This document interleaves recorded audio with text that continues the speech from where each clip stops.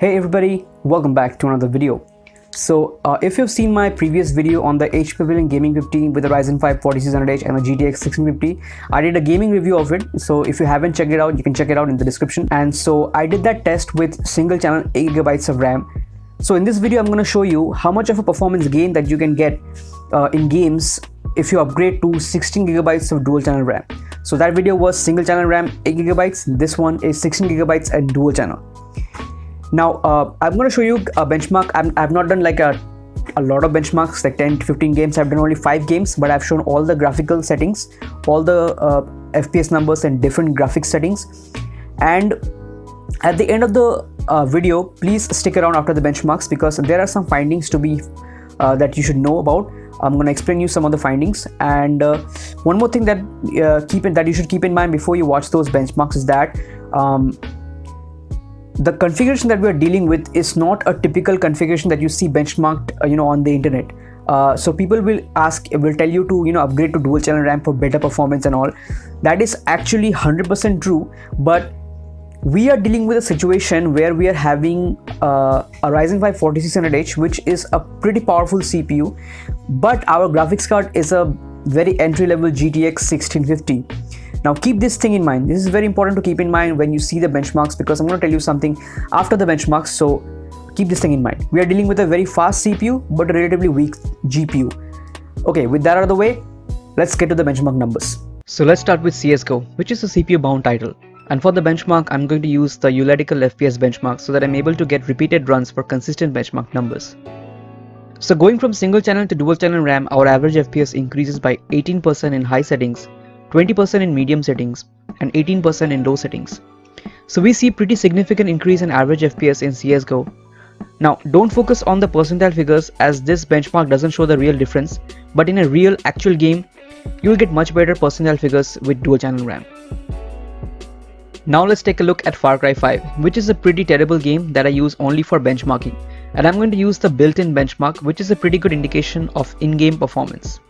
Now, even though Far Cry 5 is quite CPU intensive like most Ubisoft games, going from single channel to dual channel RAM in this game doesn't provide us with significant improvements in average FPS, just 1 to 2 FPS here and there. I'll tell you the reason after the benchmarks.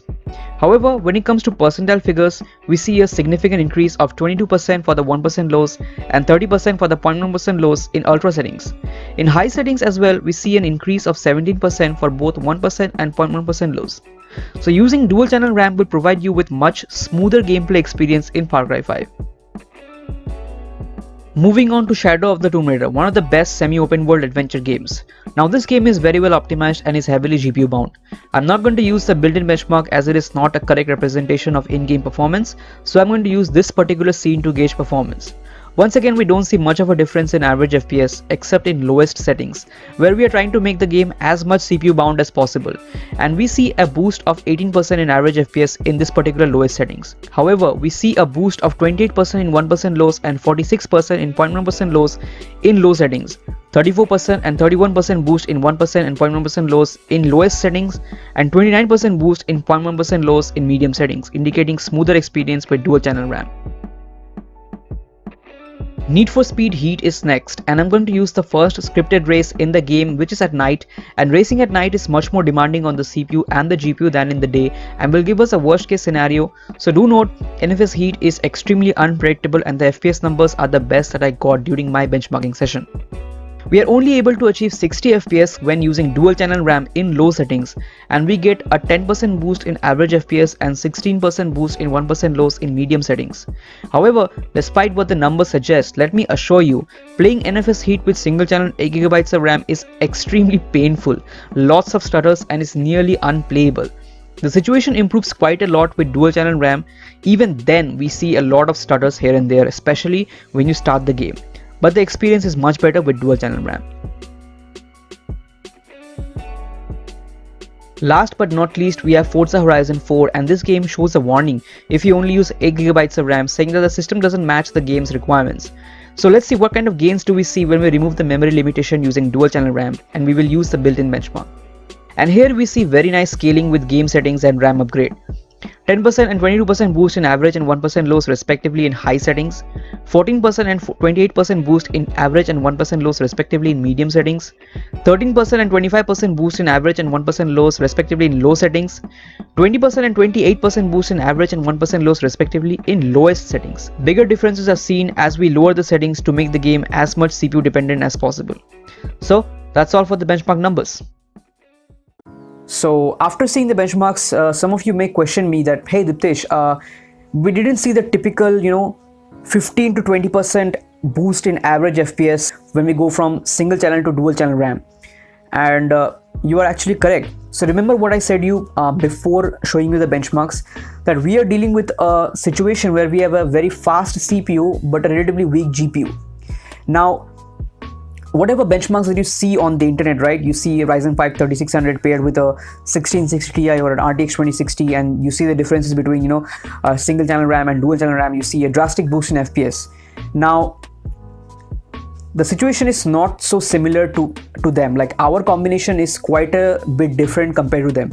So our Ryzen 5 4600H is actually equivalent to a desktop Ryzen 5 3600. So that's a Zen 2 equivalent in the desktop space.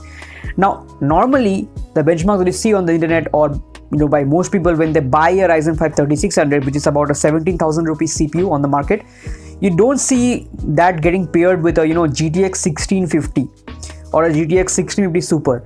You normally see that getting paired with a 1660 Ti or a 1660 Super, or RTX 2060, RTX 2070. You see that kind of GPUs getting paired with the Ryzen 5 3600. So those GPUs are actually quite powerful. And so when you go from single channel to dual channel RAM, the CPU can flex its muscles even further to maximize the performance of the GPU. You will see high GPU utilization when you go from single channel to dual channel RAM in those combination. But what is happening in our case is that we are having a very fast CPU but a very entry level and weak GPU, that is a 1650. So even if we play games at low settings or very low settings, our graphics card is still maxed out in each and every scenario. Whether you play at low settings or you play at very ultra high settings, the GPU is always maxed out. So our GPU is always performing at its maximum potential, like 99% of the times. And that is something that you not see in the desktop space. In the desktop space, you can pair whatever CPU with whatever GPU, and normally you'll find a very fast CPU being paired with a pretty high-end GPU, right? But that is not the case with us. So the performance benefits that you see going from 8GB to 16GB of RAM in this particular laptop, or any kind of laptop with this type of combination, is not that big. Yes, you do see an improvement, but it's not that big. Okay. Now let's come to the improvements part. Where do we see the most improvements, right? So we see the most improvements in CPU bound titles. So for example, CSGO, you saw a pretty dramatic increase in average FPS, right? So in esports games, you will see a pretty big difference when we go from single channel to dual channel RAM.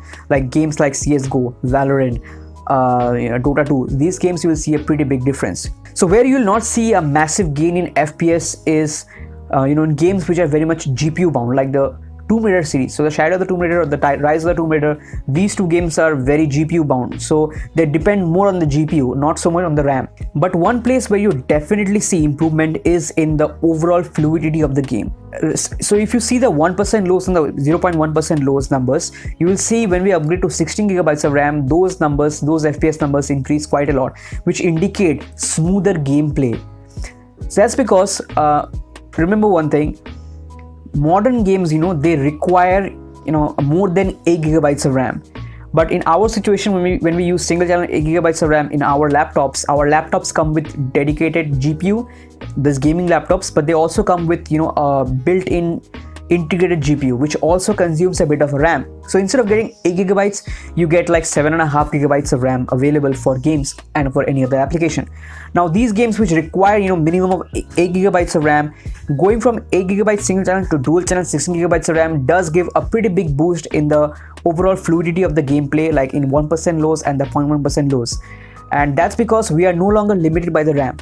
So in situations where we are limited by the RAM, going from the 8GB to 16GB of RAM give us a pretty decent boost in the percentile figures. That is the 1% lows and the 0.1% lows, because we are no longer limited by the RAM. So yeah, that's all about the RAM upgrade and the performance benefits. So I hope you enjoyed the video and you learned something from it. Some of the good laptops that I feel are good in terms of value for money are linked in the description. You can go and check them out if you want to purchase any of them. They're affiliate links. It helps to support the channel. And so yeah, that's it for this video, guys. Thank you so much for watching. I'll catch you in the next one. Peace.